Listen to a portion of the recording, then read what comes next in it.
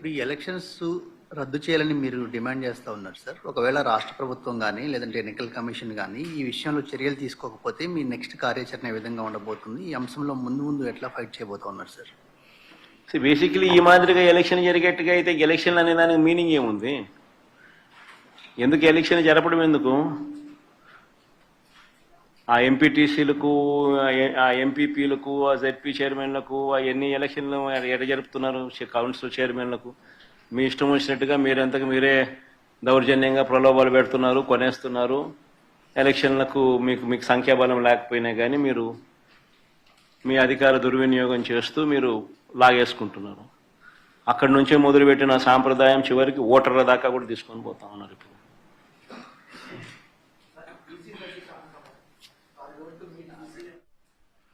ఇవన్నీ కూడా అంటే అన్ఫార్చునేట్గా స్టేట్ ఎలక్షన్ కమిషన్ అన్నది ఒక డమ్మీ పాత్ర కన్నా దారుణమైన పాత్ర పోషిస్తూ ఉంది. ప్రజాస్వామ్యాన్ని కాపాడవలసిన బాధ్యత గల స్థానంలో ఉన్న వ్యక్తులు నిజంగా ఇంత దిగజారిపోయిన పరిస్థితుల మధ్య ఈ వ్యవస్థ నడుస్తూ ఉంది. Very unfortunate.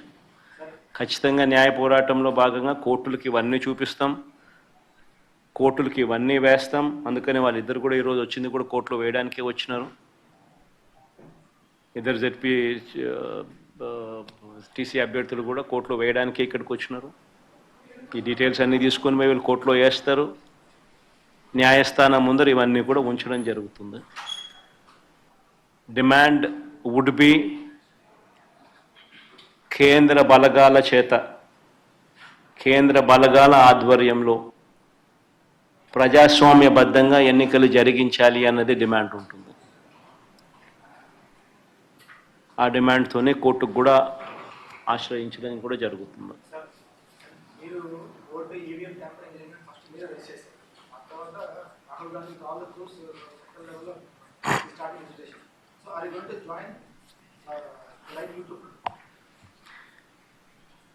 జాయిన్ అనే దానికి మీనింగ్ ఏంది?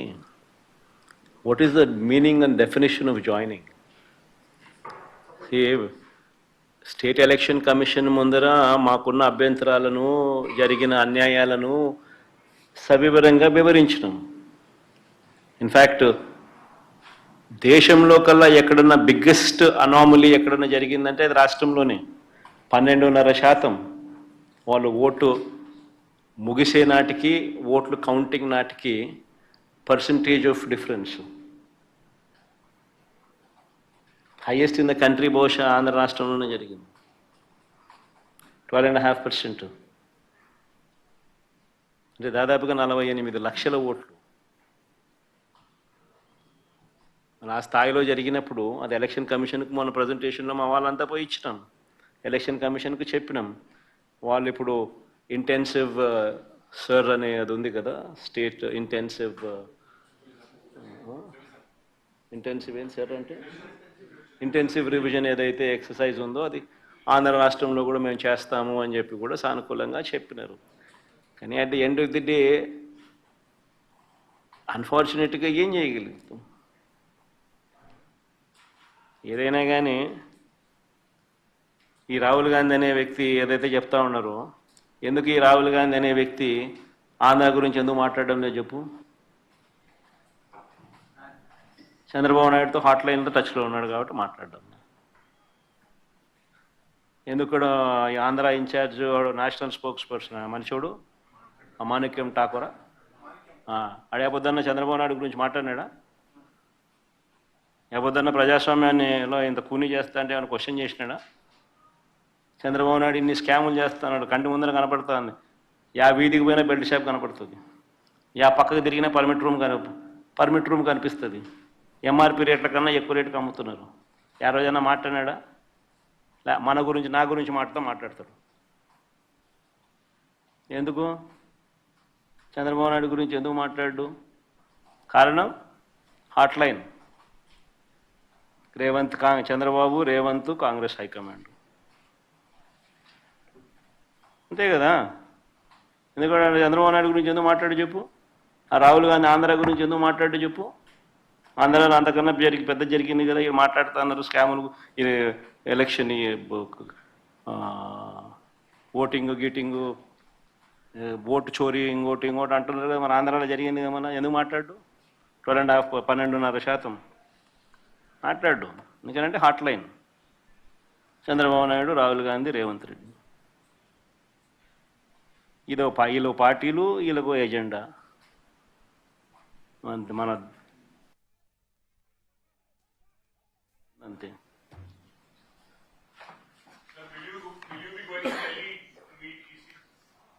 We've already done, Avinash.